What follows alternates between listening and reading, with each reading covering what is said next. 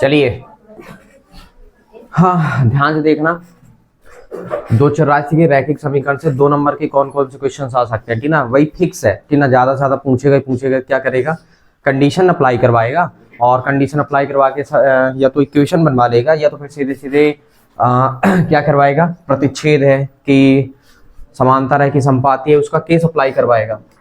ये तो पता है ना आपको कि नहीं पता है?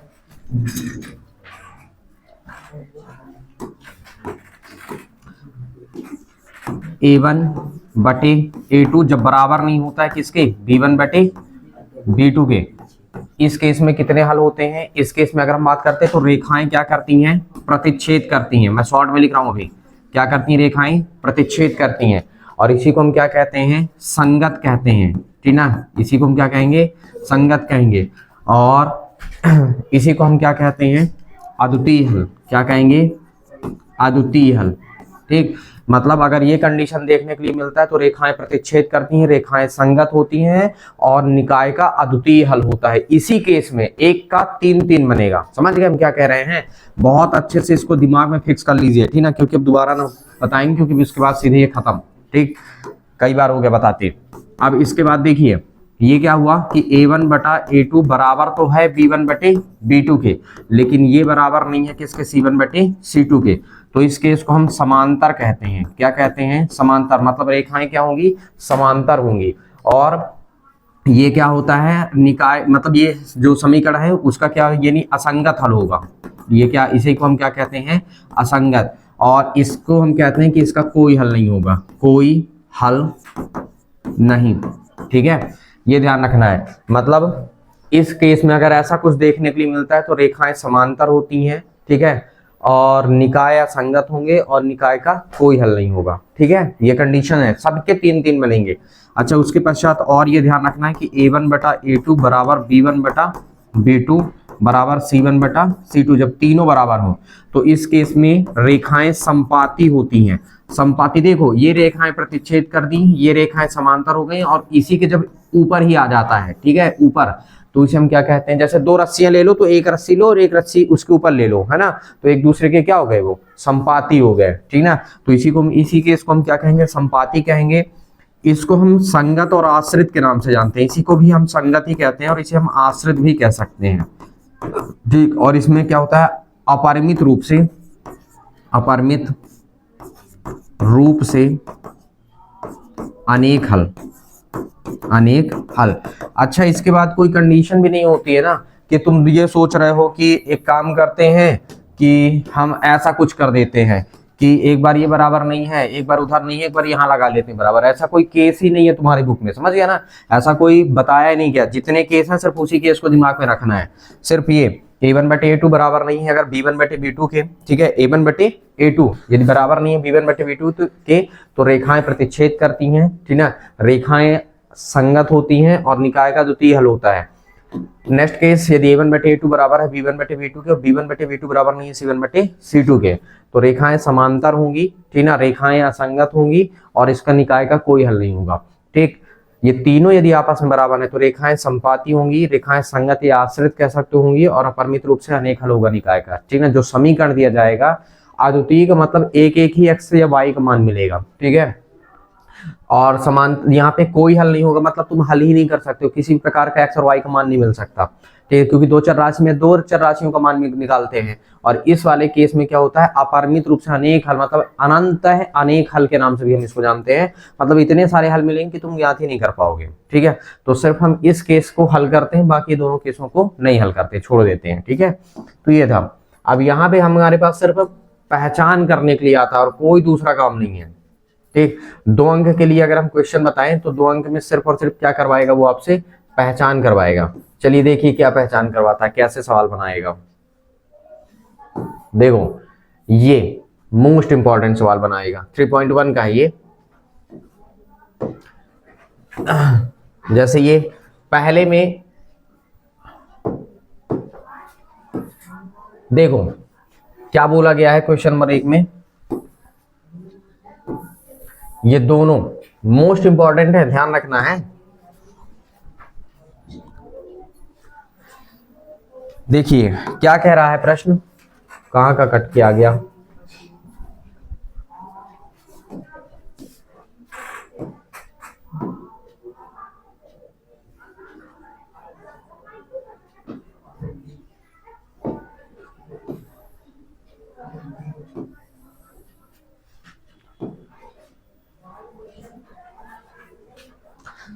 हालांकि इसमें क्या बोला है, यहां पे पता है आपके एग्जाम में ग्राफी मेथड कभी नहीं आएगा, ठीक है, आप इस बता दे रहे हैं।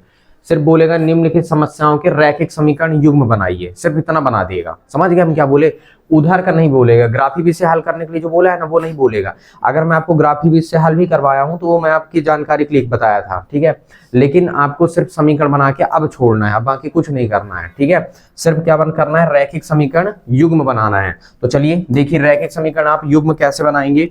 देखो जैसे सिर्फ आपको रैखिक समीकरण युग्म बनाना है तो आप क्या करेंगे, हल। अच्छा क्या बोला गया कक्षा 10 में, देखो क्या समस्या मतलब ये कंडीशन अप्लाई है। क्या बोला है कक्षा 10 में 10 विद्यार्थी, कक्षा 10 के 10 विद्यार्थी ने एक गणित की पहली प्रतियोगिता में भाग लिया, मतलब कक्षा 10वीं के 10 विद्यार्थी हैं और वो 10 के 10 विद्यार्थी जो हैं वो क्या कर रहे हैं, गणित की एक पहेली में क्या किए, भाग लिए हैं। यदि लड़कियों की संख्या लड़कों की संख्या से 4 अधिक है, लड़कियों की संख्या जो है वो लड़कों की संख्या से कितनी अधिक है, 4 अधिक है, तो प्रतियोगिता में भाग लेने वाले लड़के और लड़कियों की संख्या ज्ञात करते हैं। तो मान लेते माना लड़कियों की संख्या क्या है, x तथा लड़कों की संख्या क्या है, y है।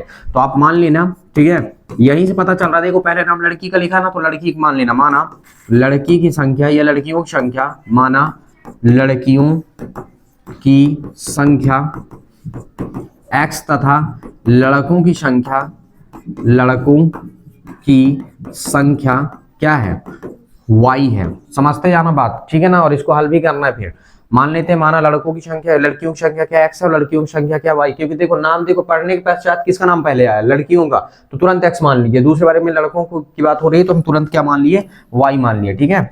ये लड़कों लिखा हुआ है, मान ली माना लड़कों की संख्या क्या है, y है।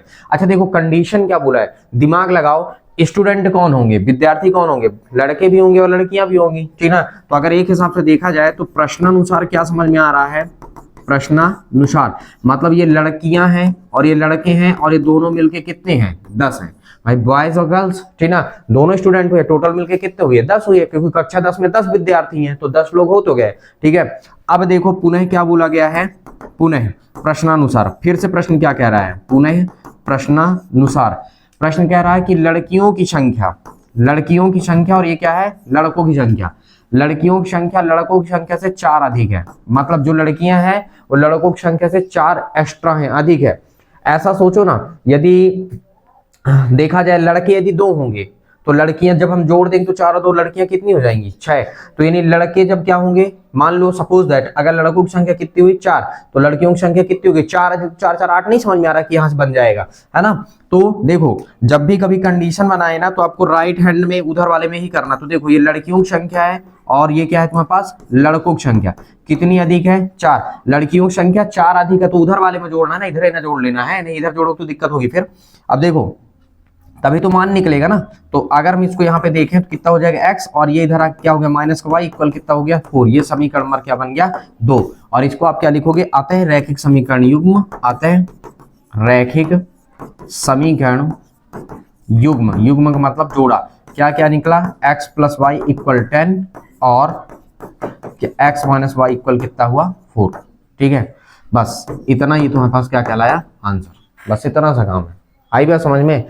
कंडीशन ही है, नाम तो देखो ना, खुद बताया, अपन थोड़ी ना कुछ तुक्का मारे हैं भाई। क्या बोल रहा है, लड़कियों की संख्या लड़कों की संख्या से 4 अधिक है तो 4 जोड़ दिए, अब y को इधर लेके आओ तो माइनस हो जाएगा, ठीक है। ये केस अप्लाई हो गया आपका, क्लियर हुआ।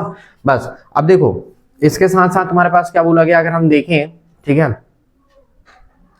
क्या कह रहा है, इधर करते हैं सेकंड नंबर। चलो दूसरे नंबर में क्या बोला, पहले प्रश्न पढ़ो। 5 पेंसिल है, कितने पेंसिल हैं 5 पेंसिल है और 7 क्या है कलम, मतलब पेन, ठीक है। 5 पेंसिल और 7 पेन का की कीमत कितनी है 50 रुपए है।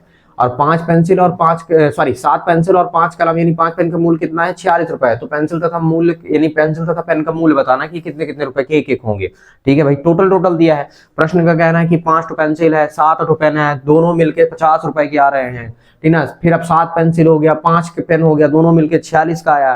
तो अब आपको ये बताना है कि एक पेन और एक पेंसिल की कीमत कितनी होगी। लेकिन आपको ऐसा कुछ करना नहीं है, मतलब फाइनली नहीं बताना है, सिर्फ समीकरण बना के छोड़ना है। ठीक है, क्योंकि क्वेश्चन में सिर्फ समीकरण के लिए बोलेगा। तो पहले नाम किसका है, पेंसिल का। तो आप क्या करोगे, मानोगे, माना पेंसिल की कीमत क्या है x रुपए तथा पेन की कीमत y रुपए है। क्या है, y रुपए है। प्रश्नानुसार, किसके अनुसार, प्रश्नानुसार।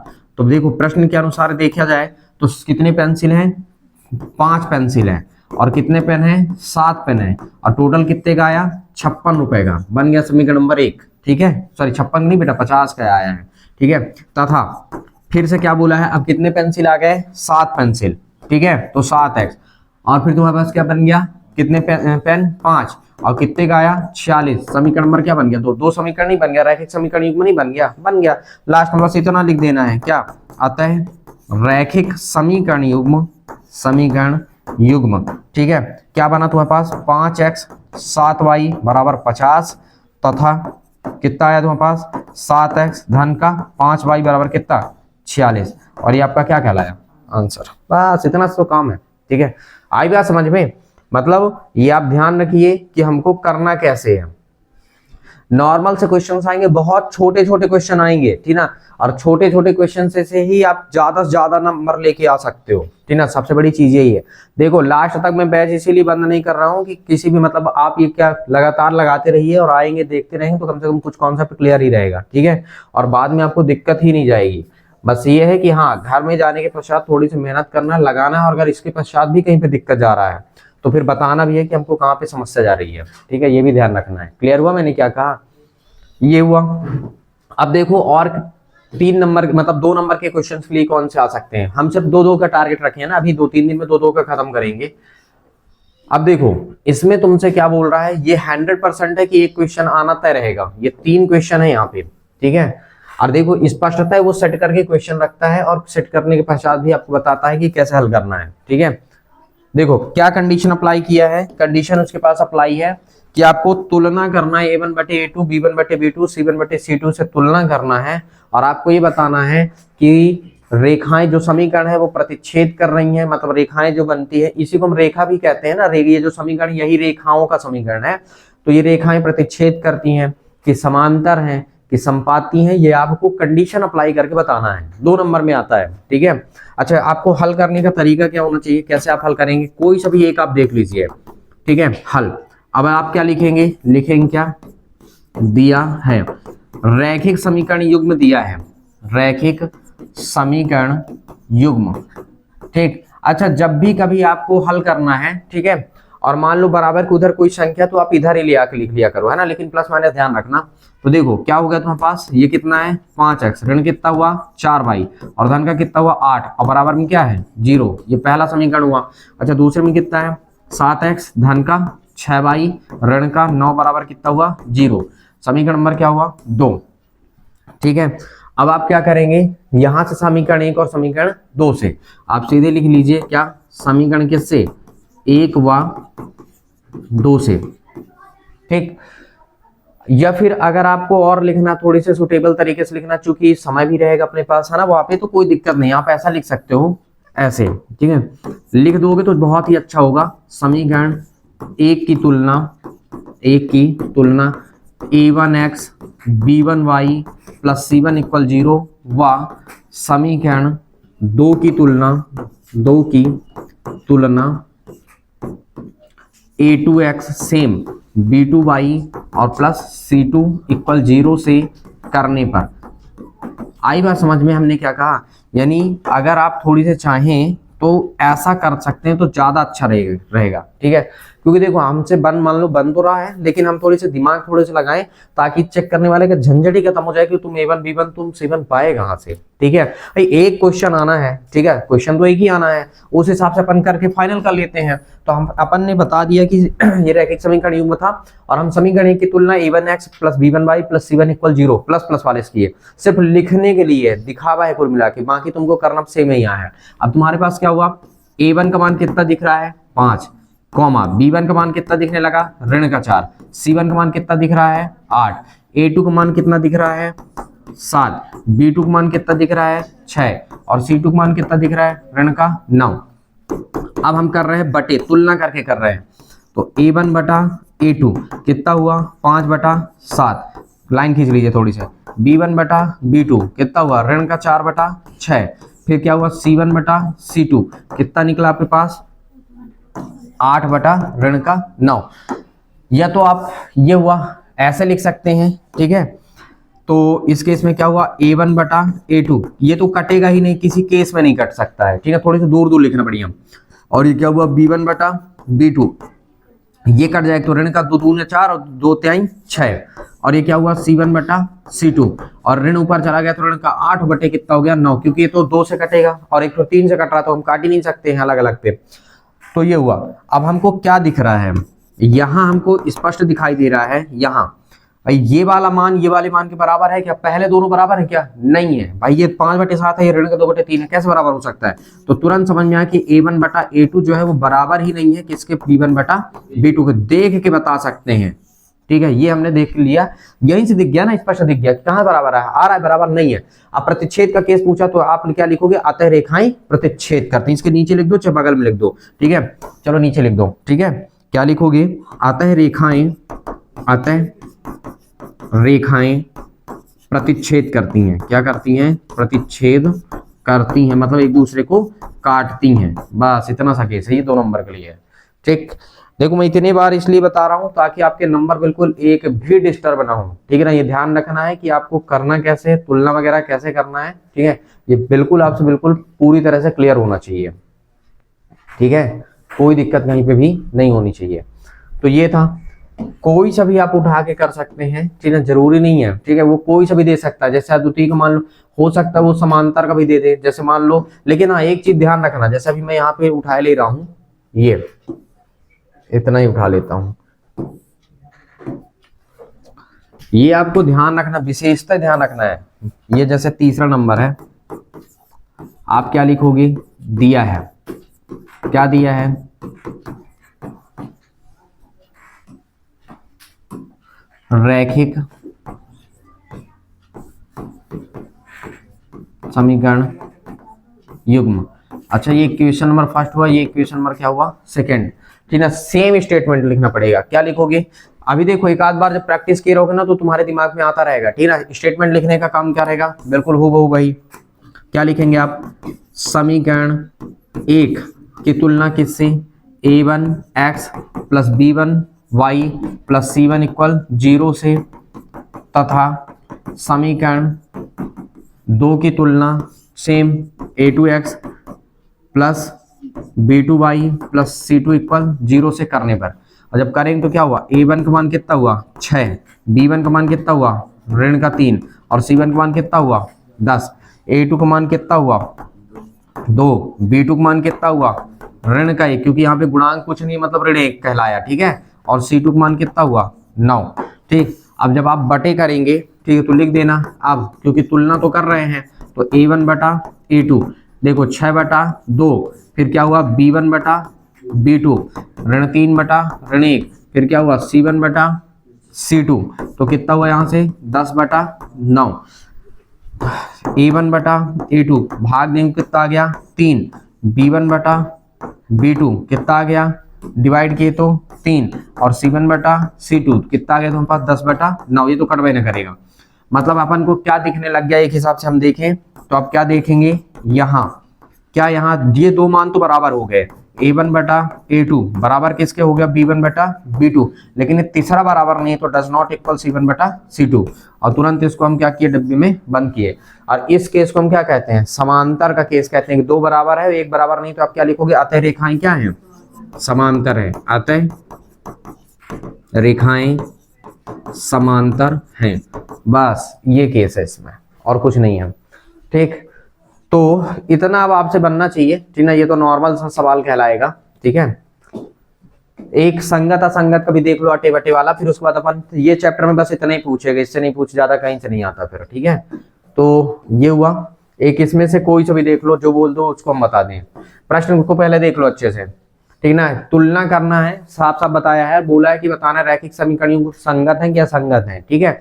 अधिकतम तुम लोगों को समस्या किस में जाती है, बटे वाले में, ठीक ना। तो बटे वाले में अपन अगर समस्या क्रिएट हो रही है तो चलिए हम इसको पहले बटे वाला ही निपटा देते हैं, ठीक है। पहचान क्या करना है, संगत असंगत की पहचान करना, और कोई दूसरा काम नहीं है, ठीक है।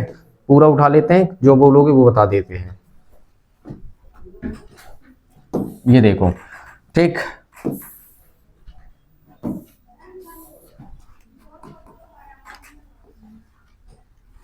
हाँ, हल क्या बोला गया है प्रश्न में, देखो प्रश्न में क्या बोल रहा है, तुलना करना है। तो पहले आप पास, अब देखो तुलना करना तो पहले तीसरा नंबर अगर तुम बता रहे हो तो हम यहाँ पे तीसरा नंबर बताते हैं। क्या लिखोगे, हल।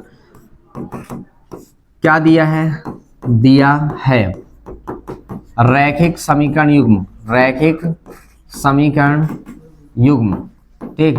अच्छा, वो रैखिक समीकरण युग्म है क्या, देखो तो ये रियल में पता है 3x बटा 2 लिखा है। क्या लिखा है, 3x बटा 2, और ये लिखा है 5y बटा 5y, और बटे कितना है 3, और बराबर में कितना है 7। अभी इसको हल कर लो पहले। कॉमन सेंस की बात है कि दोनों का एलसीएम 3 दूनी कितना आएगा 6, और 3 का गुणा इधर करेंगे तो कितना हो, 3 त्रिकाई 9, और 2 का कित 5 दूनी 10y, और देखो 6 नीचे है ना, और 6 का जब हम उधर तिरक गुणा करेंगे कितना हो जाएगा 7 छंग 42, तो 42 उधर से इधर आके जीरो क्या हो जाएगा ऋण 42, बन गया समीकरण नंबर 1। जब आप फुल एक्सपर्ट हो जाएंगे ना तो आप ऐसे डायरेक्टली कर सकते हैं, ठीक ना।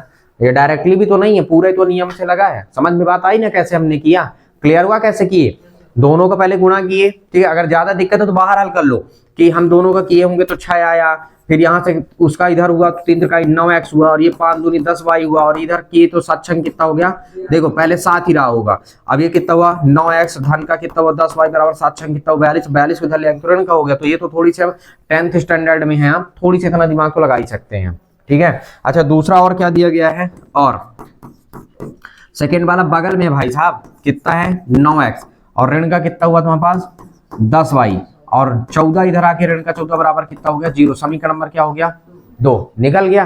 अब सेम प्रोसीजर, ठीक ना, क्योंकि हमको इसी तरह दिखाना पड़ेगा ना, बराबर से इधर लेके आना पड़ेगा, ठीक है, क्योंकि ये इसके बगल में ये रखा हुआ है। प्रोसीजर सेम अप्लाई करना है। क्या, समीकरण 1 की तुलना a1 x plus b1y plus c1, ठीक है, और समीकरण 2 की तुलना किससे a2 वाला, सब सेम करना है। समझ गए ना हम क्या बोल रहे हैं। तो अब देखो लिखोगे भी तुम, क्या लिखोगे, समीकरण 1 की तुलना, समी बना बिंदी रख देना तो समीकरण हो जाएगा, नहीं पूरा लिखना। समीकरण 1 की तुलना किससे अपन कर रहे हैं, a1x plus b1y plus c1 equal 0 व समीकरण 2 की तुलना, समीकरण 2 की तुलना किससे, a2x plus b2y plus c2 equal 0 से करने पर। ये स्टेटमेंट सब में लिखना पड़ेगा, ठीक है ना। अब जब कर रहे हैं तो बताओ a1 का मान कितना निकला 9, b1 का मान कितना निकला 10, c1 का मान कितना निकला ऋण का 42। वैसे जो लोग फुल एक्सपर्ट हो जाते हैं वो देख के बता देंगे कि यार 9/9 10/10, मतलब पहला वाला जो क्या है बराबर है भाई 1 आएगा, लेकिन दूसरा वाला तो ऋण 1 आएगा ना, तो 1 ऋण 1 के बराबर हो सकता है नहीं, तो मतलब ये संगत हल कहलाएगा। देखो अभी दिखा देता हूँ, a2 का मान कितना हुआ 9, b2 का मान कितना हुआ ऋण का 10, c2 का मान कितना हुआ ऋण का 14। अच्छा देखो बिल्कुल कॉमा लगा के बढ़िया दूर दूर स्पष्ट लिखना है, कि ना काटा पीटी बिल्कुल भी कॉपी में होना ही नहीं चाहिए, ठीक। ये हुआ। अब तुम लिख सकते हो, अब चाहे हिंदी में लिख दो चाहे इंग्लिश में ना लिख दो, कोई दिक्कत नहीं। a1 बटा क्या हुआ a2 कितना हुआ 9/9, बड़ी सी लाइन खींच लो, b1 बटा b2 10 बटा ऋण 10, c1 बटा c2 कितना हुआ ऋण का 42 बटा ऋण का 14। अब देखो कट रहा है ना, तो a1 बटा a2 कैंसिल हो, कितना बचा 1, b1 बटा b2 कैंसिल हो के कितना बचा ऋण 1, क्योंकि 10 से कम 10 ऋण का बचेगा, और ये कितना हुआ c1 बटा c2 कैंसिल हुआ तो कितना बचा 14 3 42, क्योंकि देखो अरे यार क्या लिख दिया ऋण से ऋण कैंसिल, तो 14 त्रिक 42। अब क्या दिख रहा है, यहां खुद ही दिख रहा है। अब क्या लिखोगे, यहां क्या दिखा कि a1 बटा a2 जो है वो बराबर नहीं है किसके, b1 बटा b2 के। क्यों नहीं है, क्योंकि एक ठो एक और एक ठो ऋण एक है, ठीक ना। आता है क्या है तुम्हारे पास, आता है रेखाएं क्या है, संगत हैं, क्योंकि इसी केस को संगत भी कहते हैं, ठीक है। तो आपको लास्ट में लिखना भी पड़ेगा, क्या लिखोगे, आता है रेखाएं क्या है, रेखाएं संगत हैं। क्या है, रेखाएं संगत हैं। आई बात समझ में, ये कंडीशन है कि रेखाएं क्या है आपके पास, क्या निकल के आ गई, संगत निकल के आई, ठीक है। तो कंडीशन समझ में आया ना कि कैसे अप्लाई करना है, ठीक है। वो भले आपको कंफ्यूज करवा रहा हो, ठीक ना, कि इधर उधर लिख रहा हो, लेकिन आपको तो पूरा ही लिखना पड़ेगा, ठीक है। ये था तरीका। अच्छा, एक और सवाल था जो तुम्हारा बटे वाला, उसको भी देख लो।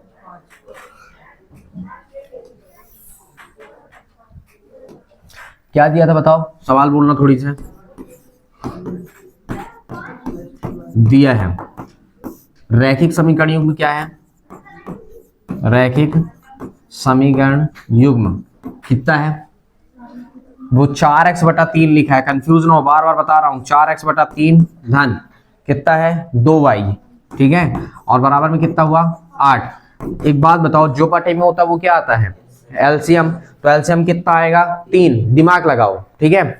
या फिर तुमको ज्यादा समस्या है ना, तो तुम ऐसे सोचो ना कि ये ऐसे लिखा है 4x बटा 3 और धन कितना है 2y, बटे में कुछ नहीं, कितना हुआ 1 और बराबर में कितना आया है 8। तो देखो 3 एक कम 3 क्या आ गया एलसीएम, और इसका गुणा इससे करेंगे तो 4 एक कम 4 है, और इधर कर देंगे तो 3 दूना 6y, और 3 रहे तो 3 अट्ठे 24, और 24 इधर आके ऋण का 24 बराबर 0, समीकरण नंबर 1, और ये हल हो गया। आई बात समझ में, ठीक है। तो समीकरण हल करते बटे वाला कोई भारी भरकम नहीं है कि तुम देख के बटे देख के कि अरे हो गया, अब हालत खराब हो गई थी, कर ही नहीं पा रहे हो। नॉर्मल सी बात है, आप भिन्न के रूप में बना लीजिए, बटे में कुछ नहीं तो 1 डाल के कर लीजिए, ठीक है। और सीधे एलसीएम लेने की प्रक्रिया सेम अपना ही है, गुणा कर दीजिए, खत्म। अब बराबर किधर ले तो धन ऋण तो ध्यान रखना पड़ेगा ना, ये तो कॉमन सेंस की बात है। अच्छा, ये हुआ सेकंड वाला हमारा क्या दिया गया है, सेकंड देखें। सेकंड तो वैसे भी दिया है बेचारा, ठीक है। क्या दिया है 2x धन 3y, और करके लिख दो क्या है 2x धन 3y, और बराबर किधर लेके आएंगे तो कितना हो जाएगा ऋण का 12 बराबर 0, समीकरण नंबर क्या निकल गया 2। और ये वाला स्टेटमेंट आपका बिल्कुल हूबहू चलेगा सभी के लिए,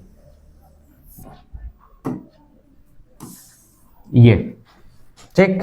समीकरण 1 की तुलना आप कहां से कर रहे हैं और समीकरण 2 की तुलना कहां से कर रहे हैं।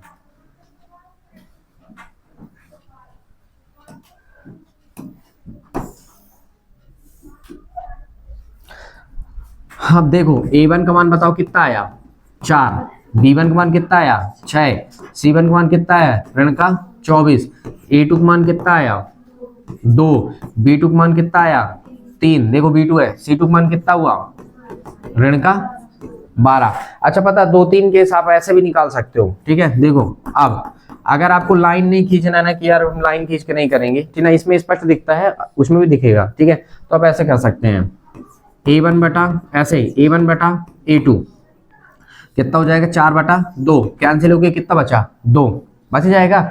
चाहे तो तुम ऐसे कर लो a b c करके कर लो, ठीक है। अच्छा, a नंबर हुआ, b नंबर में अगर हम देखें तो b1 बटा b2, ठीक है, कितना हो जाएगा 6 बटा 3, कितना आ जाएगा 3 दूनी 6, कितना आएगा 2, और c नंबर डाल लो c1 बटा c2 कितना हो जाएगा ऋण का 24 बटे ऋण का 12, कैंसिल हो 12 दूनी 24, 2, तीनों बराबर है कि नहीं है, हैं। तो आप क्या लिख सकते हो यहाँ, ठीक है, क्या यहाँ a1 बटा a2 बराबर है b1 बटा b2 बराबर क्या है c1 बटा c2, यानी तीनों बराबर हैं। अतः रेखाएं क्या हैं संगत या आश्रित, बस सिंपल सा केस है, ठीक है। आई बात समझ में, तो चाहे ऐसे कर लो, ठीक है, चाहे बगल में ऐसे कर लो, चाहे तुम ABC डाल के ऐसे कर लो, नहीं भी डालना तब भी लाइन छोड़ छोड़ के कर सकते हो, ठीक है।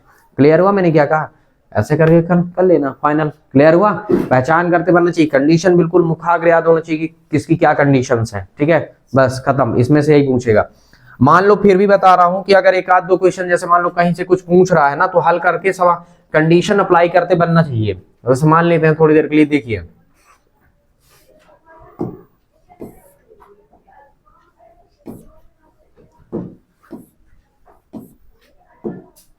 जैसे मान लो देखो ये क्वेश्चन काफी अच्छा क्वेश्चन, इंपॉर्टेंट भी है, ठीक ना, आपसे बनना भी चाहिए, ठीक है। हाँ, जैसे कोई सा क्वेश्चन जैसे ये 2-2 नंबर में हो सकता है, डाल दे ये वाला।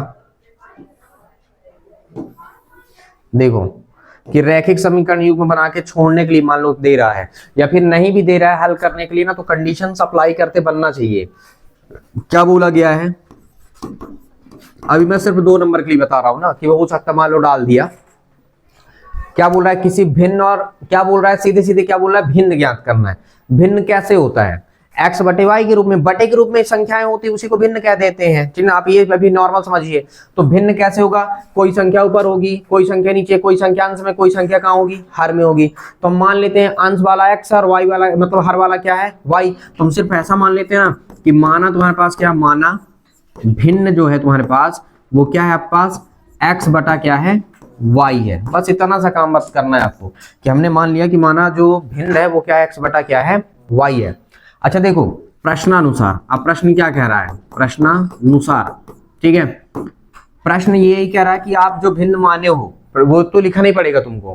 कह रहा है किसी भिन्न के अंश और हर में 2 जोड़ दिया जाए। ये हमारा जो भिन्न था इसके अंश में भी और इसके हर में भी 2 जोड़ देते हैं तो वह 9/11 हो जाती है, मतलब वो 9/11 के बराबर हो जाती है। ये कंडीशन अप्लाई है।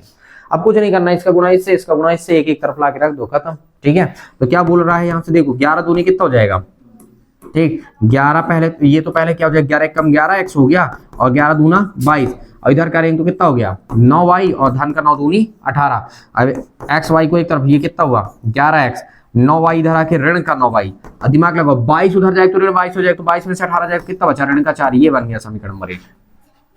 ठीक, फिर सेकेंड कॉन्सेप्ट क्या बोल रहा है, और ठीक है, या फिर कह सकते हो पुनः प्रश्न अनुसार, पुनः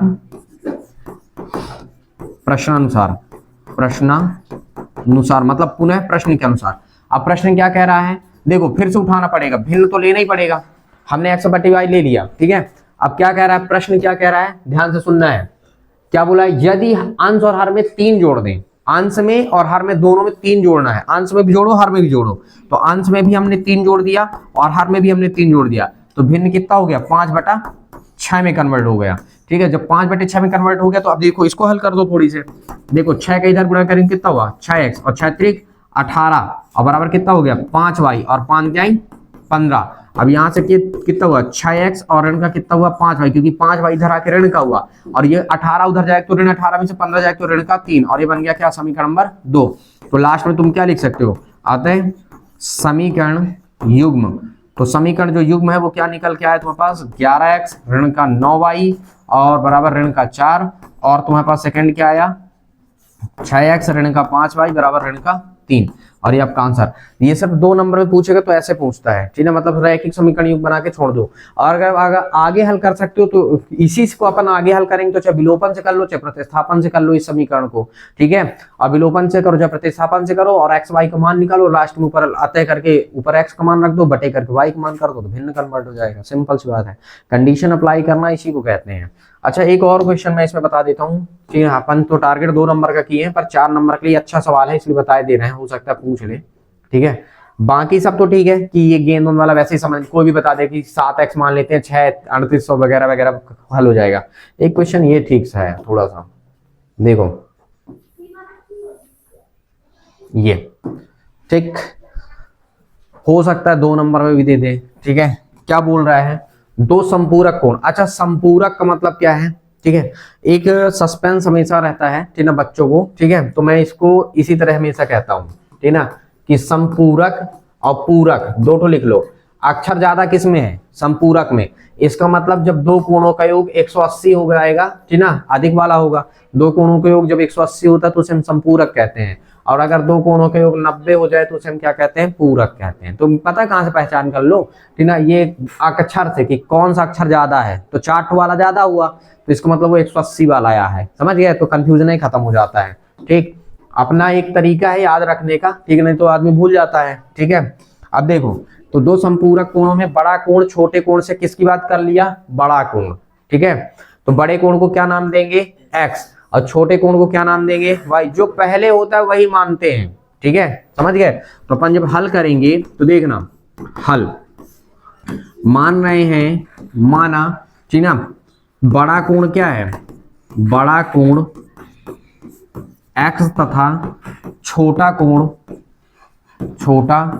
कोण क्या है, वाई है। क्लियर हुआ।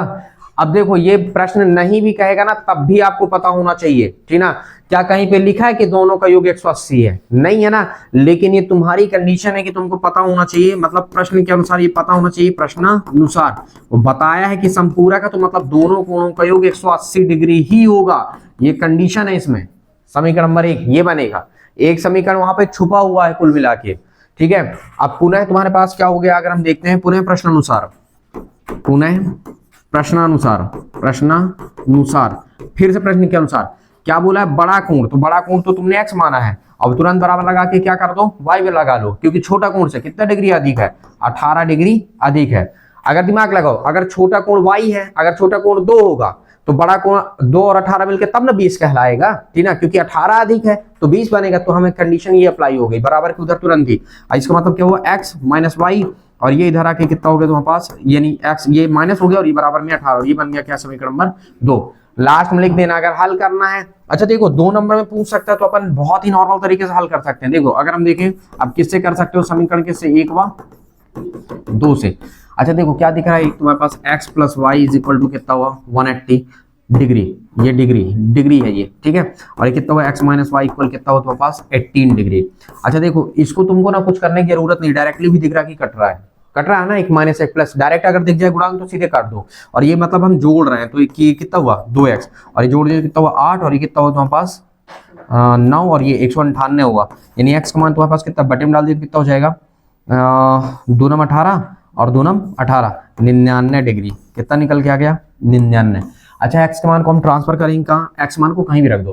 तो अगर मैं x के मान को कहाँ रख रहे हैं, समीकरण किस में रख दिए, चलो रख देते हैं 2 में, ठीक है। 2 में रखने पर, तो जब 2 में रखेंगे तो x के बाद जब कितना हो जाएगा तुम्हारे पास 99 डिग्री, और इनका y और बराबर कितना हुआ 18 डिग्री। इसको इधर ले आओ, इसको उधर ले जाओ, तो y को जब हम उधर लेके जाएंगे तो इस केस में कितना हुआ, धन का हो गया। तो 99 डिग्री में से हम क्या किए, 18 डिग्री को घटा दिए, 18 डिग्री। तो इसका मतलब कितना हुआ तुम्हारे पास, y बराबर 1 और कितना हुआ 8, 81 डिग्री, कितना निकल गया 81। तो आता है तुम्हारे पास x बराबर, आता है करके फिर ऐसे लिखना पड़ेगा, आता है बड़ा कोण 99 डिग्री तथा छोटा कोण कितना है 81 डिग्री है, क्योंकि आता है माना वाले को ही करते हैं, माना जो मानते हैं ना उसको अतः कर देते हैं। और क्या लिखोगे तुम, बड़ा कोण कितना 99 डिग्री व छोटा कोण कितना हुआ 81 डिग्री है। अच्छा देखो जोड़ के देख लो 180 आ रहा है कि नहीं आ रहा है, तुम्हारा भाई सवाल भी सही होना चाहिए ना कि दोनों कोण को जोड़े तो 180 होना चाहिए। 9 1 10, ठीक है, और 9 8 17 1 18, 180 हो गया, ठीक है। तो कंडीशन है, सवाल बहुत ही अच्छा है, कहीं तुमको कुछ नहीं करने जाना है, सबका पूरा जो पहला लिखा रहेगा बस उसी को x मानना है, ठीक है। कंडीशन अगर अप्लाई हो रही है तो पहले वाले को x मानते हैं, दूसरे वाले को y मानते हैं, बस इतना सा काम है, ठीक है। काफी अच्छा सवाल है ये, अभी बता दे रहे हैं ना, मोस्ट इंपॉर्टेंट सवाल है ये, ठीक है। तो बनना चाहिए, बस 3 चैप्टर में, इससे ज्यादा नहीं पूछेगा तुमसे, ठीक है। या फिर बहुत ज्यादा होगा कभी तो 2 से इसी तरह सवाल देगा बिल्कुल गुणांक बराबर करके, ठीक है ना, कि तुम x y को मान निकाल दो, ठीक है। था ना ऐसे, पिछले वाले पेपर में आया था, बस इतना, इसके अतिरिक्त नहीं पूछेगा तुमसे, खत्म। 3 पार्ट में 2 नंबर लायक जितने भी देखा सब खत्म, ठीक है, इससे अतिरिक्त पूछेगा ही नहीं तुमसे, ठीक है। इसको खत्म करो। अब हम बात करते हैं चौथे चैप्टर में, जिसको हम क्या कहते हैं, द्विघात समीकरण, ठीक है। अच्छा द्विघात समीकरण में भी गिने चुने सवाल हैं, ठीक है, मतलब गिने चुने सवाल हैं, अगर आप अच्छे से, बहुत ही अच्छे से, बिल्कुल केयरफुल तरीके से लगा लिए ना तो मतलब 100% की यहाँ से तुम नंबर उठा पाओगे, ठीक ना, बहुत अच्छे तरीके से अच्छे खासे नंबर उठाओगे, ठीक। पहली चीज तो ये तुमसे बिल्कुल बार मैं कई बार, जितने बार पढ़ाया हूं उतनी बार बताया हूं मैं, ठीक ना, कि ये जो द्विघात समीकरण का व्यापक रूप है ये बिल्कुल रटा होना चाहिए, ax square plus bx plus c is equal to 0। द्विघात समीकरण के कितने मूल होते हैं, 2 मूल होते हैं। कौन कौन से मूल होते हैं, अल्फा और बीटा, ठीक है। क्लियर हुआ मैंने क्या कहा, बस इतना सा काम है और कुछ नहीं है। अच्छा कभी कभी एक और इंटरेस्टिंग बात आपको बता देता हूं, अब चलो बात उठी गई तो मैं बता ही देता हूं पहले, ठीक है, उसके बाद हम फिर सब डिस्कशन करेंगे, ठीक है। जैसे मान लीजिए यही क्वेश्चन उठा लेते हैं अपन, चलो मैं अपने से बना लेता हूं, झंझट ही खत्म हो जाए, ठीक है। अच्छा ये दोनों में काम करेगा, ठीक ना, अगर चाहे द्विघात बहुपद के लिए पूछ रहा है या तुमसे किससे पूछ रहा है, या फिर तुम्हारे पास द्विघात बहुपद में ना पूछ करके पूछ रहा है किसमें, द्विघात समीकरण में। ठीक है, देखो मान लो क्वेश्चन आ गया, क्योंकि एक क्वेश्चन ऐसा आया था इसलिए मैं आपको बता रहा हूं कि एग्जाम में आता ही आता है, कंफर्म होता है। ठीक है, मान लो आ गया 2x का स्क्वायर धन का 4x और ऋण का 3 इक्वल 0, ये दिया है। ठीक है, जब बराबर 0 लगाएगा तो आप समझ जाना कि द्विघात समीकरण है। ठीक है, तो क्या हो गया कि मूलों का योग ज्ञात कीजिए, मूलों का योगफल ज्ञात करना है। क्या ज्ञात करना? मूलों का योगफल ज्ञात करो। ऐसे सिंपल सा क्वेश्चन आता है कि भैया सिर्फ मूलों का योगफल ज्ञात करो। बच्चे कंफ्यूज, यार क्या करें, ठीक ना, करना कुछ नहीं है, सिर्फ देखो क्या लिखोगे जब तुम हल करोगे ना, तो ऐसे लिखना है। ठीक है, क्या लिखोगे? दिया है। अच्छा, तुरंत ही समझ जाओ, ठीक है, कि बराबर 0 लगा है तो आप लिख दो द्विघात समीकरण। क्या दिया है? ये द्विघात समीकरण। अच्छा, बराबर ना लगा होता तब आप क्या लिखते? द्विघात बहुपद। ठीक है, अच्छा क्या दिया है? देखो 2x का स्क्वायर धन का 4x ऋण का 3 इक्वल 0, और इसको तुरंत नाम दो समीकरण नंबर 1। अच्छा, अगर बहुपद होता तो हम बराबर बिना 0 लगाए समीकरण 1 मान लेते। ठीक है, और सेम केस क्या लिखते? समीकरण 1 की तुलना, समीकरण 1 की तुलना, ठीक है, किससे? ax स्क्वायर प्लस का bx प्लस c इक्वल 0 से करने पर। देखो यहां पे क्या है तुम्हारे पास, अगर हम बात करें क्या हुआ,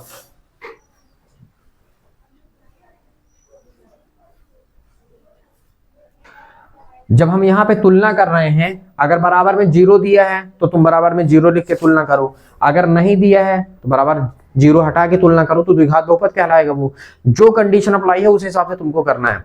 अच्छा, जब करोगे तो बताओ a का मान दिख रहा है कितना है, b का मान कितना दिख रहा है 4, और c का मान कितना दिख रहा है ऋण का 3। हुआ, हमसे क्या पूछा है? मूलों का योगफल पूछा है। तो बेटा यहाँ पे क्या लिखोगे तुम? मूलों का योगफल, मूलों का योगफल। ठीक, तो जब मूलों का योगफल तुम्हारे पास, ठीक, पूछ रहा है तो मूलों का योगफल क्या होता है? अल्फा प्लस बीटा माइनस का b बटा a। तो अल्फा प्लस बीटा बराबर कितना हुआ? माइनस b का मान कितना है 4 और एक मान कितना है 2, कुल मिला के अल्फा प्लस बीटा का मान कितना निकला? माइनस का 2, और ये आपका क्या हुआ? आंसर। इतना सा काम है, सभी सिर्फ इतना पूछता है फिर तुमसे। ठीक है, मूलों का योगफल पूछ लेगा तो मूलों का गुणनफल पूछ लेगा। आई बात समझ में हम क्या बोले? बस ऐसा तो करना है, फिर आपके पास जो भी पूछ दे आपसे, जितना भी पूछे उतना निकालना। मान लो पूछता कि मूलों का गुणनफल बताओ, मान लो योग ना पूछ के गुणनफल पूछता, तो अब क्या लिखते हैं? मूलों का गुणनफल। और क्या होता है मूलों का गुणनफल क्या होता है? अल्फा डॉट बीटा बराबर क्या होता है? c बटा a। ठीक, और c का मान कितना है तुम्हारे पास? ऋण का 3। देखो ऋण का 3, a का मान कितना है 2, ये तो कटना ही नहीं है, तो अल्फा डॉट बीटा कितना निकल गया? माइनस का 3/2। इतना सा काम है। मतलब प्रश्न छोटे छोटे पूछते, बहुत ही आसान तरीके से प्रश्न फ्रेम करता है। ठीक है, बोर्ड एग्जाम का जब तुम पेपर पाओगे ना तो तुमको लगभग नहीं करेगा, जो पढ़े रहेंगे ना अच्छे से उनको लगेगा ही नहीं, लगेगा यार क्या पूछा यार हमसे, ठीक है, कुछ नहीं आया है। ठीक है, लेकिन जो नहीं पढ़े रहते हैं उनके लिए बहुत भारी भरकम रहता है, तो उनको कुछ भी कह दो तो उनसे कुछ ना बनेगा, वो फिर किसी भी चीज में कोई मतलब नहीं रहता है। अगर आप बहुत अच्छे से केयरफुल पढ़े हैं ना, ठीक है, थोड़ी से ध्यान लगाए हैं, 100% ही आपसे बन जाएगा। ठीक है, लेकिन अगर आप थोड़ी भी फोकस नहीं किया ना तो फिर कह पाना संभव नहीं होगा। ठीक है, ये भी बता रहे हैं। तो ये था। अब देखो यहां से द्विघात समीकरण की पहचान करने के लिए आता है। ठीक है, मैं आपको दिखा देता हूं, ये मोस्ट इंपॉर्टेंट सवाल बनते हैं। यहां से देखो क्या बोला है, जांच करना है आपको, और पता है 4.1 में सिर्फ जांचे रखा है और कुछ नहीं है। 8-10 तो सवाल रखा है सिर्फ जांच करने के लिए। ठीक है, क्या बोल रहा है यहाँ पे तुम्हारे पास, कितना बोला है? जांच करके बताओ द्विघात समीकरण है या नहीं है। ठीक है, तो या तो यहां से सवाल उठा सकता है, या तो तुम्हारे कहां से उठा सकता है? 4.1 से उठा सकता है। ठीक है, मतलब हमसे बनना चाहिए हल करते, मेन मुद्दे की बात ये है। ठीक है, अब देखो अगर हम हल कर रहे हैं, ठीक है, तो जांच करना द्विघात समीकरण है कि नहीं, तो आप क्या लिख सकते हो? दिया है। ठीक, क्या दिया? जैसे देखो x माइनस कितना है 2 का होल स्क्वायर प्लस का 1 इज इक्वल टू कितना है 2x माइनस 3। चलो हल करो इसको। हल करना क्या है, देख के बनना चाहिए कि क्या करना है। a माइनस बी का होल स्क्वायर का फॉर्मूला लगाना है, तो पहले का वर्ग हो गया, फिर माइनस यानी प्लस क्या हुआ, दूसरे का वर्ग हो गया, फिर माइनस 2ab लग गया। तो देखो पहले का वर्ग फिर दूसरे का वर्ग फिर 2 का गुणा करके दोनों को लिखना है, तो 2 का गुणा कर तो 2x 2 दूनी 4x हो जाएगा, तो ऋण का कितना हुआ 4x, धन 1 बराबर कितना हुआ 2x और ऋण का 3। सूत्र बताना जरूरी होगा, नीचे यहीं पे बता दिया ना कि a माइनस बी का होल स्क्वायर कितना हुआ a का स्क्वायर प्लस b का स्क्वायर और माइनस का 2ab। ये वाला हमने सूत्र लगा के फाइनल किया है। अब देखो कितना हुआ ये एक्स स्क्वायर। अब दिमाग लगाओ, 2x इधर आएगा तो ऋण का हो जाएगा, तो ऋण कितना हो जाएगा 4 और 2 6। कॉमन सी बात है, ऐसे सोच सकते हो। 4 और 1 कितना हुआ ये 5, 5 ही 4 और 1 5 है, और 3 इधर आ जाएगा तो 5 और 3 कितना हो जाएगा 8। तो धन का 8 और बराबर कितना हुआ 0। देखा, तो क्या लिखोगे, अतः ये पहले लिखोगे यह समीकरण a x square plus b x plus c equal 0। अगर किसी में स्क्वायर लगा वाला मिल जाए, सिर्फ स्क्वायर वाला, तो तुमको ये स्टेटमेंट पूरा लिखना है, ठीक ना। यह समीकरण क्या है, यह समीकरण a x square plus b x plus c equal 0 के प्रकार का है। अतः यह द्विघात समीकरण है। बस इतना स्टेटमेंट लिखना है।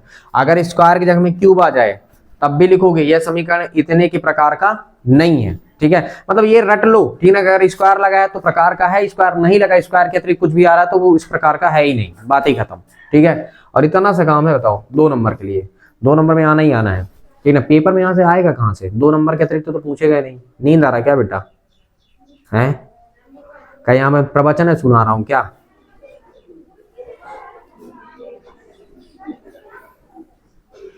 फिर जानते हो ना, मैं प्रसन्न हो जाता हूँ फिर बहुत जल्दी।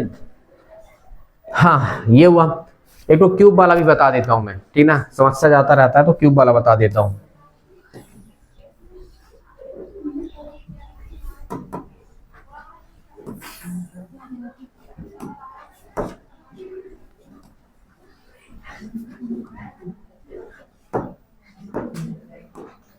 हाँ, अभी लग आता हूं मैं, फिर बताता हूं, ठीक है। सब नींद दूर करता हूं, अभी रुकना। फिर जानते हो ना, चौथा नंबर देखो क्या दिया है तुम्हारे पास,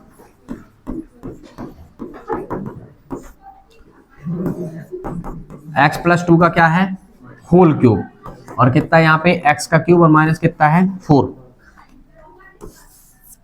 ठीक। अब देखना, पहले क्या समझ में आ गया कि a प्लस बी का क्या लगना है, क्यूब लगना है, ठीक ना। तो a प्लस बी का क्यूब का फॉर्मूला अगर हम लगा रहे हैं तो कितना हो गया, देखो क्या हो यहाँ से x, पहले तो देखो सूत्र, अगर आप चाहो तो पहले सूत्र लिख लो यहाँ पे नीचे, क्या हो जाएगा a प्लस बी का होल क्यूब, कितना हुआ a का क्यूब प्लस b का क्यूब प्लस 3ab और a प्लस b। बस ये सूत्र लग गया, ठीक है। इतना सा काम है, ठीक है। हाँ, सूत्र तो याद होना चाहिए। पता है सूत्र कैसे याद कर लो, कि क्यूब वाला दिखे तो पहले क्यूब लगाना है, दूसरे का क्यूब लगाना है, और 3 के साथ दोनों का गुणा करके ब्रैकेट में a प्लस, मतलब कि भाई a और b लिख देना है, याद हो जाता है। एक आध 2 बार लिखो तो याद हो जाता है, लिखते लिखते याद हो जाता है। अब देखो ये क्या हुआ तुम्हारे पास, अगर हम देखें पहले का क्यूब करना है मतलब x का क्यूब, और दूसरे क्यूब मतलब 2 का क्यूब, फिर 3 गुणे दोनों का गुणा मतलब x गुणे 2, फिर दोनों को वही लिख देना ब्रैकेट के अंदर, और बराबर में जो है उसको तो लिखे रहने देना है, x क्यूब माइनस का 4। ये तो हमारा सूत्र है, इससे कोई मतलब नहीं है, दूर दूर तक इससे कोई मतलब नहीं है अभी, क्योंकि सूत्र हमारा लग चुका है, ठीक। अब देखो ये कितना हुआ x का क्यूब, 2 के क्यूब को क्या लिखेंगे 8, देखो 3 दूनी 6x है, ये कितना है 6x, और यहाँ पे कितना है x+2, और यहाँ से कितना है x का क्यूब और माइनस का 4। देखो दोनों तरफ x क्यूब से x क्यूब क्या हो गया कैंसिल, क्योंकि इधर आए तो एक तो प्लस एक तो माइनस होके कैंसिल होना ही होना है, तय है बिल्कुल।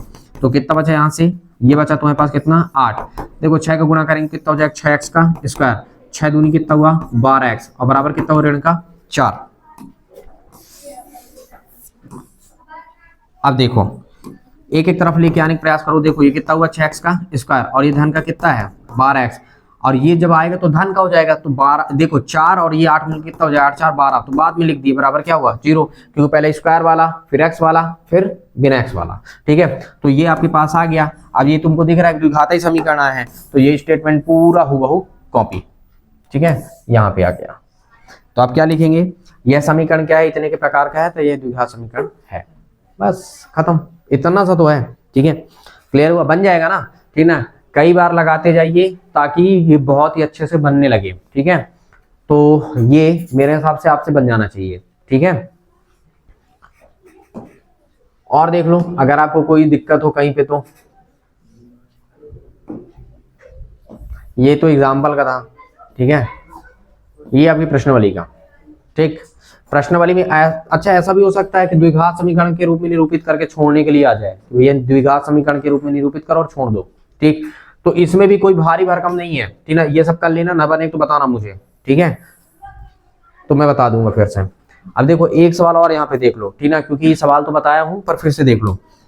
हमेशा कंफ्यूजन होता है कि सूत्र किसका प्रयोग करें, ठीक है ना, जिसका नाम आएगा बस उसी का सूत्र प्रयोग होना है, चाहे कुछ हो जाए। जिसका नाम आया, ठीक है, मतलब जिस भी आकृति का नाम आएगा उसी आकृति का सूत्र लगेगा, इसके अतिरिक्त किसी का भी सूत्र नहीं लग सकता। आई बात समझ, हमने क्या कहा? तो देखिए क्या लिखेंगे आप यहाँ पे, हल, ठीक।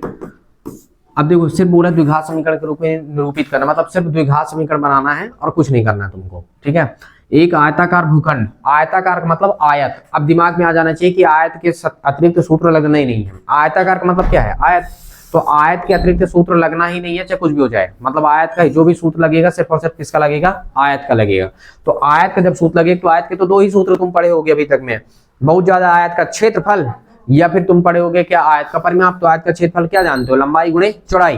तो ये भी चयन हो जाता है कि किसका प्रयोग करना है अपन को, ठीक है। तो किसका करना है? देखो आयताकार क्षेत्रफल दिया है, अब क्षेत्रफल दिया है मतलब क्षेत्रफल वाला सूत्र लगेगा और कोई सा सूत्र न लगेगा। आई बात समझ में हम क्या कह रहे हैं? अगर परिमाप दिया जाता तो परिमाप वाला सूत्र लगाता फिर मैं, ठीक है। तो क्या दिया है? क्षेत्रफल, तो मुझे कौन सा सूत्र लगाना होगा? आयत का क्षेत्रफल। और क्या होता है? आयत का क्षेत्रफल लंबाई गुणे चौड़ाई, बस इतना सा काम है। अच्छा कंडीशन पढ़ते हैं। कंडीशन में क्या बोला है?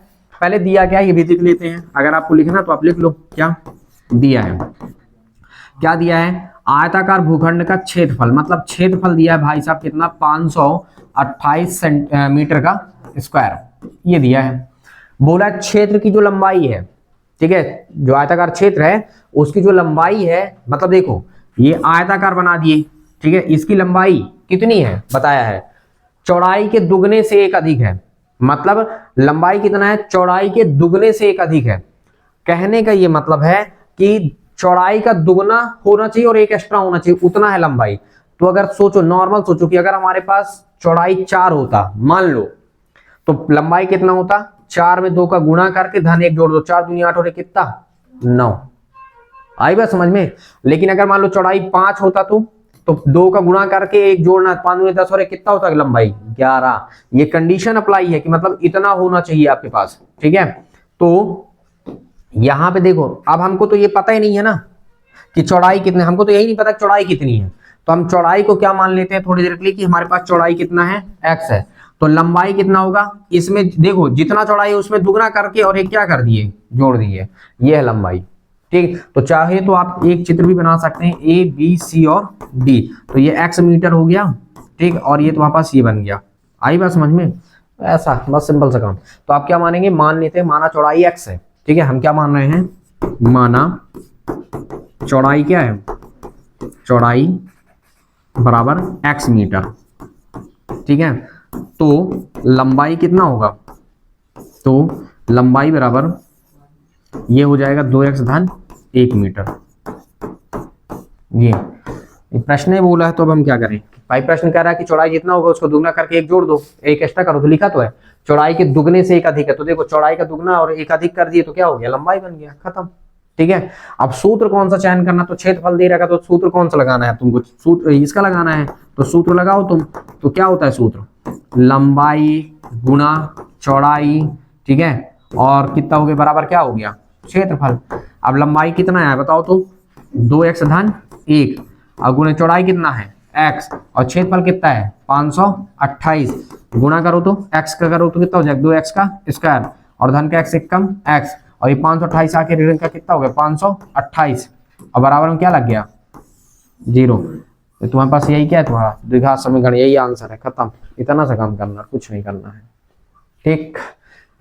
ऐसे छोटे मोटे टाइप में क्वेश्चन पूछता है, ठीक है, नॉर्मल टाइम में, मतलब बहुत ही नॉर्मल पूछता है, तुमसे ज्यादा हाई फाई क्वेश्चन कभी नहीं करता है वो, ठीक है। अब या तो यहां से बना लेगा, या तो इसको ना बनाएगा तो फिर गिना चुना सवाल फिर से बनाएगा।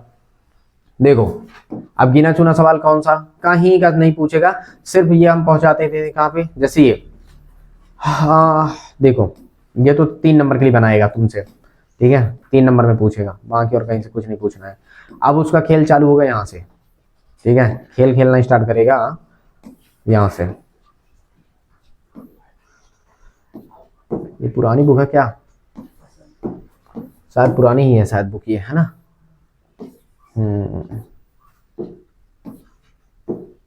चलो कोई बात नहीं, क्वेश्चन तो तुम्हारे पास है ना, अभी हम दिखाते हैं ना। ये वाला क्वेश्चन तुम्हारे में कितने नंबर पे है? शायद एग्जाम्पल नंबर 9 में होगा, नई बुक में,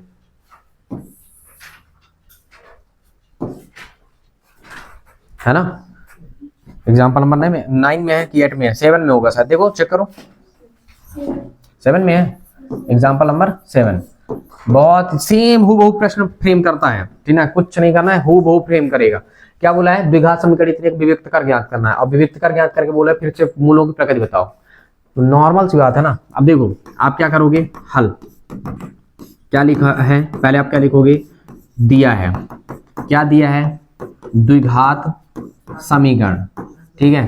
कितना द्विघात समीकरण तुम्हारे पास, 2x का स्क्वायर ऋण का 4x और धन का 3 बराबर 0। समीकरण नंबर क्या, 1। अब तुलना करने का काम तो करना ही पड़ेगा, ठीक है, बताना पड़ेगा आपको क्योंकि, ठीक है। तो अब क्या लिखोगे, समीकरण 1 की तुलना किससे, ax square plus bx plus c equal 0 से करने पर। तो जब कर रहे हैं तो a का मान कितना निकला, a का मान कितना है 2, b का मान ऋण 4, c का मान 3 आ गया, ठीक है। क्या बोला है, विविक्त कर ज्ञात करना है, ठीक है। तो अब तुम्हारे पास क्या हुआ, अब विविक्त कर तुम्हारे पास क्या बन गया, सूत्र क्या होता है, d बराबर b स्क्वायर माइनस 4ac। मान ले जाके रख दो, और क्या करना है, अब तीर थोड़ी ना कुछ मारना है यहाँ पे, बताओ b का मान कितना है, -4 का होल स्क्वायर कितना हुआ, 4 गुणे 1 मान कितना 2, गुणे c का मान कितना 3, और ऋण 4 का वर्ग कितना हो गया 16, ठीक, और 4 दूनी 8, 8 त्रिक 24, तो कितना आ गया ऋण का 8, ठीक, कितना आ गया ऋण का 8 ही आएगा ना। ये अच्छा, डी का मान, अब देखो जब डी का मान आ गया तो ठीक है। अब बोला मूल बताओ किस प्रकार का है, ठीक है। तो यहाँ पे क्या है, ऋण का आ गया, और जब मान आता है ऋणात्मक तो हम इसको क्या कहते हैं, काल्पनिक, या तो आप ये कह सकते हैं कि अतः दोनों मूल क्या नहीं है, वास्तविक नहीं है, ठीक है। अतः दोनों मूल क्या नहीं है, वास्तविक नहीं है। ये किताब में लिखा रहता है, काल्पनिक भी कहते हो तो चल जाएगा, ठीक है। आप क्या लिखोगे, अतः दोनों मूल क्या नहीं है, वास्तविक नहीं है। किताबी ज्ञान वाला लिख लेना तो ज्यादा अच्छा है, ठीक है। तो ये तुम्हारे पास कितना रहेगा, अतः दोनों मूल क्या है, वास्तविक नहीं है। बस इतना सा काम है। इसमें के का मान ज्ञात करने के लिए खूब पूछता है ना, तो के वाला भी कई बार बता चुका हूं, अभी सब खत्म, ठीक। के वाले में ये वाले 2 क्वेश्चंस तो रटे रटाए है ही यहाँ है, यही तो पूछता ही है, इसके अतिरिक्त तो पूछता भी नहीं है, गिने चुने सवाल है यहाँ है ये। चलो इन दोनों बताते हैं, खत्म ये पार्ट भी खत्म।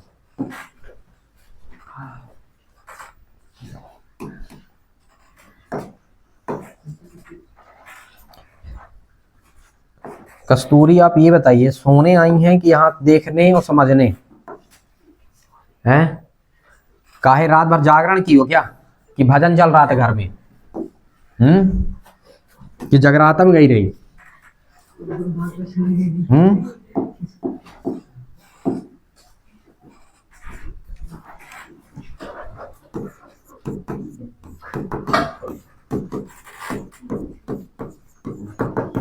देखो द्विघात समीकरण में के का मान ज्ञात करना है। क्या करना है, द्विघात समीकरण में के का मान ज्ञात करना है। तो दिया क्या है तुम्हारे पास, द्विघात समीकरण। अच्छा, द्विघात समीकरण में क्या क्या दिया है बताओ, कितना है, 2x का स्क्वायर प्लस का और प्लस का 3 इक्वल 0। समीकरण नंबर 1। स्टेटमेंट सेम लिखना है, क्या लिखोगे, समीकरण 1 की तुलना उससे करने पर। समझ गया ना। अब किससे कर रहे हो, तो a का मान कितना आएगा 2, b का मान कितना आ रहा है k, x को छोड़ना पड़ेगा ना, और c का मान कितना आ गया 3। अब बोला k का मान याद करना है, जब क्या बोल रहा है, दोनों मूल क्या है, बराबर है। तो दोनों मूल जब बराबर होते हैं इस केस में सूत्र क्या हो जाता है बताओ, b स्क्वायर बराबर 4ac। तो b का मान कितना है k, तो k का स्क्वायर ये हुआ 4, a का मान कितना 2, c का मान कितना 3, और ये तुम्हारे पास क्या हुआ k स्क्वायर, 4 दूनी 8, 8 त्रिक 24। और वर्ग घटाते हैं तो क्या लगाते हैं, प्लस माइनस सहित रूट लगाते हैं। क्या लगाते हैं, प्लस माइनस सहित रूट। तो प्लस माइनस और कितना हुआ, रूट का 24। इसका मतलब के बराबर कितना हुआ, प्लस माइनस 24 को हम क्या लिख सकते हैं, 2 रूट 6। देखो 2 अंदर जाए तो 2 दूनी 4, 4 छंग 24। बस इतना केस है, ये आंसर हो गया। ठीक, नॉर्मल सवाल है, बताया ना, ठीक है। इतने हाई फाई लेवल के सवाल कभी पूछता ही नहीं है, ठीक ना। लेकिन जब एक आध दो बार जब आप किए रहोगे ना, तब आपको आसान लगेगा, ठीक ना। जब पहली बार देखो तो वो आपको आसान नहीं लगेगा, ठीक है। पहली बार में तो लगेगा अरे यार क्या पढ़ रहे हैं हम, ठीक ना, कुछ तो पता नहीं है, ठीक है। लेकिन जब आप कई बार देखते हैं ना, एक आध दो बार हो जाता है, तो फिर उसके बाद दिक्कत नहीं होती है, ठीक है ना। बीच बीच का इसीलिए तो रिवीजन चल रहा है ना, ठीक है, कि बीच बीच में आप जो क्वेश्चन मोस्ट इंपॉर्टेंट है उसको अच्छे से देख लो कि इनको कैसे लिखना है, कैसे क्या किया जाता है, ठीक ना। मेन चीज यही है। आपको भी नींद आने लगा है, तुम लोगों के चेहरे में दिखता नहीं है, कॉन्फिडेंस लेवल दिखता ही नहीं है, ठीक है ना। ऐसे बने बने बैठे रहोगे जैसे सालों से बीमार हो, ठीक है ना, कई साल से बिल्कुल। इतना अगर तबीयत खराब है तो जाके भर्ती हो जाओ, ठीक है। बोर्ड एग्जाम सिर में आए, एक आध दो दिन भर्ती रहो, अच्छे से रेस्ट करो, उसके बाद आके फिर से तैयारी करो, फिर एग्जाम दो। रोगी हो बिल्कुल तुम लोग, बिल्कुल क्या बताएं। उधर वो पीछे गधे लगे हैं जब से, ढेंचू ढेंचू, ठीक है ना, ध्यान से देख नहीं रहे, नालायक। देखो इधर,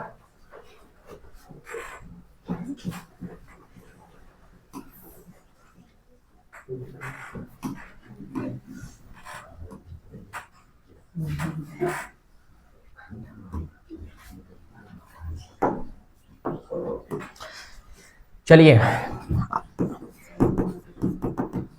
हाँ क्या दिया बताओ, सेकंड नंबर है ना। देखो कितना दिया गया है, द्विघात समीकरण है ये। क्या है, द्विघात समीकरण। क्या दिया है, के एक्स और कितना है, एक्स माइनस 2 और प्लस का 6 इक्वल 0। अभी मल्टीप्लाई करो तब दिखेगा, जब करेंगे तो कितना हो जाएगा, के एक्स का स्क्वायर माइनस का 2 के एक्स और प्लस का 6 इक्वल 0। ये है समीकरण नंबर 1। फिर क्या लिखोगे तुम, समीकरण 1 की तुलना करने पर, ठीक है ना। समीकरण लिखे ना एक्स स्क्वायर पूरा, जैसे अभी पिछले में कर रहे थे वैसे ही।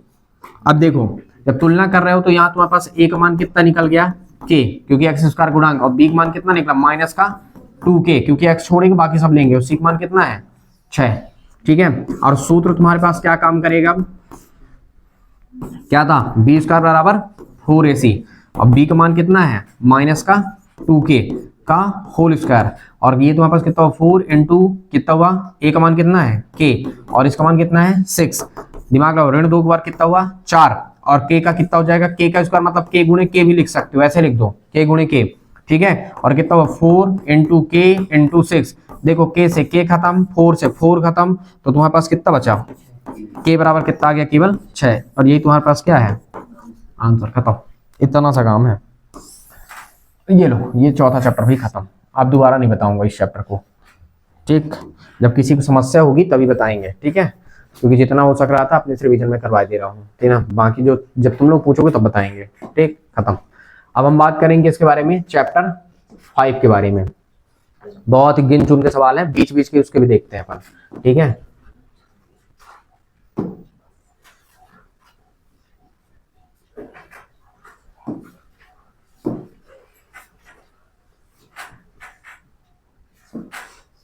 ठीक है, समांतर श्रेणी। समांतर श्रेणी में आपको पता है ना कि किसी निश्चित संख्या में किसी भी संख्या को हम क्या, मतलब कि किसी संख्या में किसी निश्चित संख्या को हम जोड़ सकते हैं, या क्या कहते हैं, जोड़ने घटाने जो श्रेणी प्राप्त हो जाती है उसे हम क्या कह सकते हैं, समांतर श्रेणी कह सकते हैं, ठीक है। समांतर श्रेणी का पहले आपको क्या पता होना चाहिए, ठीक ना, स्वरूप पता होना चाहिए। व्यापक रूप क्या होता है, ए प्लस डी, ए प्लस 2d, ए प्लस 3d करके ऐसे चलता रहता है। एनवा पद क्या होता है, ए एन बराबर, एनवा पद क्या होता है, ए एन बराबर a plus n minus 1 into d, ठीक है। और अगर अंतिम पद है तो सूत्र क्या होता है, एल बराबर a plus n minus 1 into d, ठीक है। और बाकी दो योगफल का है, बस इतने से तो काम हो जाना है, ठीक ना। चलो देखो,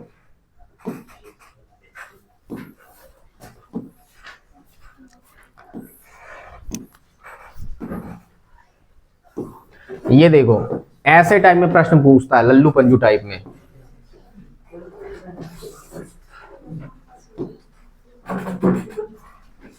देखना क्या कह रहा है, सीरीज दिया है, बोला सर्वांतर बताना है, और क्या बोला ये, ठीक ना।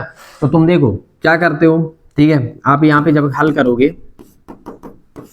तो लिख देना क्या, अगर 2 नंबर में आ रहा है तो आप लिख देना दिया है, ये अर्थमेटिक प्रोगेशन लिखा है, उसके बाद ये डबल डैश जो लिखा है, इसके बाद डिजिट लिखा है 3/2, 1/2, ऋण का 1/2, ऋण का 3/2, 2, ठीक। और फिर उसके बाद क्या है तुम्हारे पास, ये हुआ। मान लेते, माना एपी का प्रथम पद क्या है, ए और सर्वांतर क्या है, डी। बोला ना कि प्रथम पद ए और सर्वांतर डी लिखिए, ठीक है। तो तुम लिख सकते हो, ऐसे भी लिख सकते हो, डायरेक्टली लिख दो प्रथम पद। तो प्रथम पद तुम्हारे पास क्या हुआ, ए। तो प्रथम पद ए कितना हुआ, 3/2। पहले नंबर को देख के लिखते बनना चाहिए, ठीक है। फिर क्या बोला है, सार्वांतर। तो सार्वांतर तुम्हारे पास क्या निकला, देखो सार्वांतर निकालते हैं कैसे, डी बराबर दूसरे पद से, मतलब 1/2 से पहले पद को हम क्या कर देते हैं, घटा देते हैं, द्वितीय से प्रथम को क्या कर देते हैं, घटाते हैं। तो कितना हो जाएगा तुम्हारे पास, 2 आ गया क्या एलसीएम, और एक तुम्हारे पास कितना हो जाएगा, 1 से 2 के 3 जाए तो माइनस का 2, कुल मिला के डी का मान कितना आ गया, -1। बस इतना सा काम है, ये दोनों आंसर आ है, ठीक है। आता है करके लिख सकते हो, आता है प्रथम पद इतना और सर्वांतर क्या है, इतना है, ठीक है। क्लियर हुआ, बस कुछ नहीं, सीरीज देता है, पहचानना तो है, ठीक है, कि ए क्या है और डी क्या है, बस इतना तो काम है, बन जाएगा, ठीक है। और क्या बताओ, देख लो और कौन सा आता है 2 नंबर में क्वेश्चन। ये आता है कि कौन सा एपी में है, कौन सा एपी में नहीं है, ठीक है। एक ये भी आता है, बताया था, इसमें सबसे ज्यादा इंपॉर्टेंट ये बनेगा तुम्हारे पास इस बार, ये 2 प्रश्न खूब पूछता है पेपर में,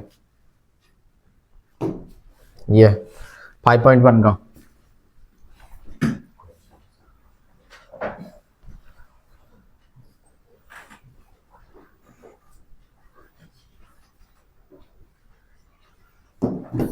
चलो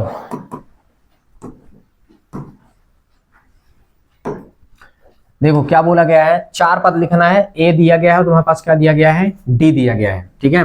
हल, एपी के 4 पद लिखना है, एपी कितने पद लिखना है, 4। तो देखो क्या दिया है, पहले नंबर में दिया है, बताओ ए का मान कितना दिया गया है, 10। कोई सा ले लेते हैं अपन, इसको ले लेते हैं, या फिर किसी बटे वाला ले लेते हैं, चलो ठीक है ना, कितना हुआ -1। और डी का मान कितना बेटा, 1/2। क्या बोला है, एपी के 4 पद, तो आप क्या लिखेंगे, एपी के 4 पद।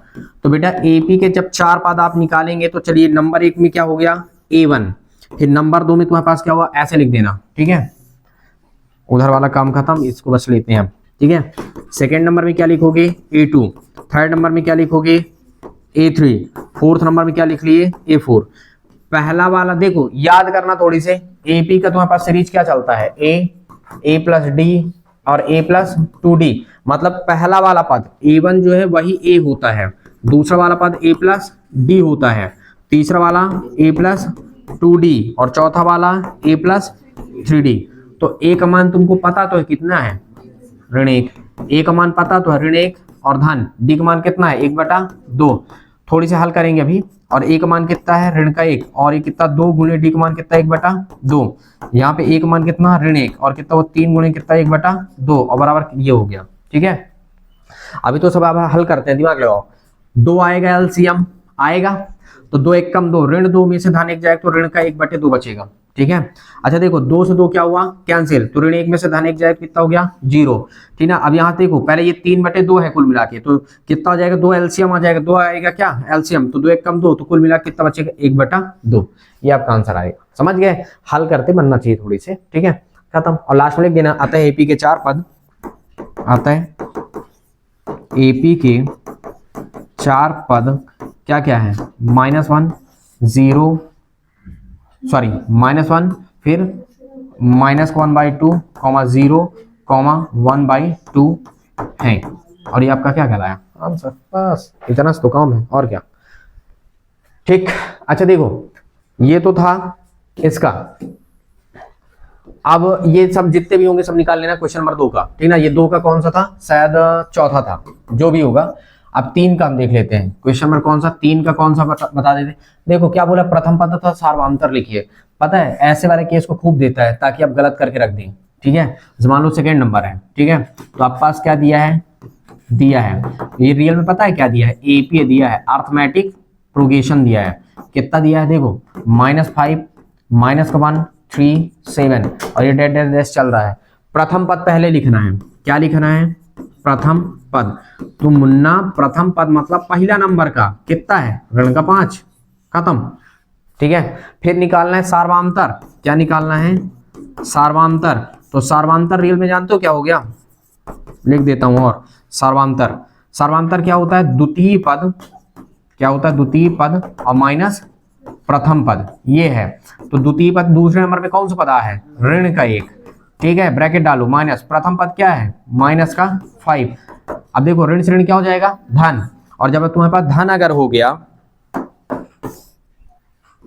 ठीक, तो ये कितना, -1 प्लस का 5, तो घट के कितना बचा, सार्वांतर को डी से लिखते हैं, ठीक है, तो कितना बच गया 4, और ये आपका क्या हुआ आंसर। ऐसा तो करना, और क्या करना है, आई बात समझ में। तो पेपर में ऐसे नॉर्मल छोटे मोटे क्वेश्चन पूछता है, ठीक है। चलो इसके आगे अपन नेक्स्ट डे देखेंगे, ठीक है। आज के लिए फिलहाल इतना ही, लेकिन कोशिश करना है कि आपको लगाना है जितना हो सके, जितने बार हो सके, ठीक ना, लगा लो। मतलब हर एक कॉन्सेप्ट बिल्कुल रट जाने चाहिए कि किसको हम किस तरीके से लगाते हैं, समझ गए ना। तो ये था तुम्हारे पास, ठीक।